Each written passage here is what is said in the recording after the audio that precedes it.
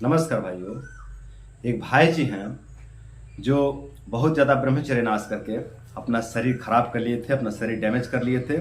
लेकिन अब 200 दिन से वो ब्रह्मचर्य व्रत का पालन कर रहे हैं और 200 दिन के ब्रह्मचर्य से भाई जी को बहुत अच्छा बेनिफिट मिले हैं, बहुत अच्छा फायदे मिले हैं। 200 दिन के ब्रह्मचर्य से लगभग भाई जी पूरी तरह से रिकवर हो गए हैं। लेकिन कुछ समस्याएं हैं जो अभी बचे हुए हैं, जो अभी रिकवर नहीं हुए हैं। और वो भाई जी के हिसाब से ही उनको ऐसा लगता है कि कुछ समस्याएं अभी बचे हुए, रिकवर नहीं हुए हैं। तो उसको लिख करके कमेंट बॉक्स में बतलाए हैं, अपने बेनिफिट को भी बतलाए हैं और अपने समस्या को भी बतलाए हैं। तो चलिए वीडियो को शुरू करते हैं और देखते हैं कि भाई जी को 200 दिन के ब्रह्मचर्य से क्या क्या फायदे मिले हैं, क्या क्या बेनिफिट मिले हैं और उनके कौन कौन से समस्याएं बचे हैं और उसका क्या समाधान होना चाहिए। तो चलिए भाई जी का कमेंट पढ़ते हैं। तो भाई जी कह रहे हैं, भैया जी मैंने 14 साल ब्रह्मचर्य नाश करके शरीर डैमेज कर लिया था। अब 200 दिन ब्रह्मचर्य करके बहुत से बीमारी ठीक हो गए। आगे फायदे बतलाते हुए कह रहे हैं, हार्ट प्रॉब्लम सही हो गया है, मतलब उनके हृदय में कोई दिक्कत आ गया था, कमजोरी आ गया था या फिर हार्ट बीट बढ़ता होगा, तो वो जो है कि समस्या उनका ठीक हो गया है। डर लगना खत्म हो गया है, बहुत ज़्यादा डर लगता था, ये भी ठीक हो गया है। डिप्रेशन चला गया है, कैल्शियम की कमी की पूर्ति हो गई है, शरीर का दर्द चला गया है, दुर्बलता ठीक हो गया है, बाल का झड़ना रुक गया है, छाती का दर्द चला गया है, श्वास की दिक्कत ठीक हो गई है, कमर दर्द चला गया है, कान से आवाज आता था ये भी ठीक हो गया है, लीवर भी ठीक हो गया है। फिर आगे कह रहे हैं, अब प्राइवेट पार्ट दुर्बल और अंडकोश थोड़ा कभी कभी होता, भाई जी इसका समाधान दीजिए। इसमें बतला रहे हैं कि प्राइवेट पार्ट में दुर्बलता है लेकिन अंडकोश थोड़ा कभी कभी होता है। ये क्या कह रहे हैं स्पष्ट नहीं हो रहा है, तो इसको आप कमेंट बॉक्स में रख दीजिएगा, मैं इसका उत्तर दे दूंगा वहीं पे। फिर आगे कह रहे हैं, भाई जी मैं आसाम का हूँ, मेरा उम्र 29 साल है, प्राइवेट पार्ट में कब जान आएगा, भाई मेरे बारे में एक वीडियो बनाइए प्लीज। मतलब भाई जी पूछ रहे हैं, भाई जी कह रहे हैं कि बाकी समस्याएं तो ठीक हो गए हैं, जितने भी उपद्रव, जितने भी रोग दोष आए थे वो सब तो ठीक हो गए हैं, बस एक ही समस्या बची है और वो समस्या ये है कि प्राइवेट पार्ट में दुर्बलता मालूम पड़ता है। तो वही पूछ रहे हैं कि इसमें कब तक जान आएगा।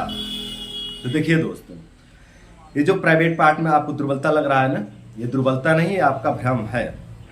आपके प्राइवेट पार्ट में कोई कमजोरी नहीं है, कोई दुर्बलता नहीं है, यह आपका भ्रम है। आपको ऐसा लग रहा है कि वहां पे दुर्बलता है। दरअसल बात यह है ना कि ब्रह्मचर्य की वजह से आपका जो एनर्जी है वो ऊर्ध्व हो गया है, ऊपर की तरफ चला गया है। आप सेक्सुअल चिंतन करते ही नहीं है, आप कामुक चिंतन करते ही नहीं है, जिसके कारण आपकी जो एनर्जी है ये नीचे आती ही नहीं है, ऊर्ध्व की तरफ रहती है, मतलब ऊपर की तरफ रहती है ना। बाकी अंगों पर आपकी एनर्जी कार्य कर रही है, आपके प्राइवेट पार्ट पर आपकी एनर्जी नहीं है। और ये बहुत अच्छा सिम्टम्स है, बहुत अच्छा लक्षण है। इसका मतलब है कि आप ब्रह्मचर्य में बहुत सही जा रहे हो, है ना। तो आपको नकारात्मक नहीं होना है।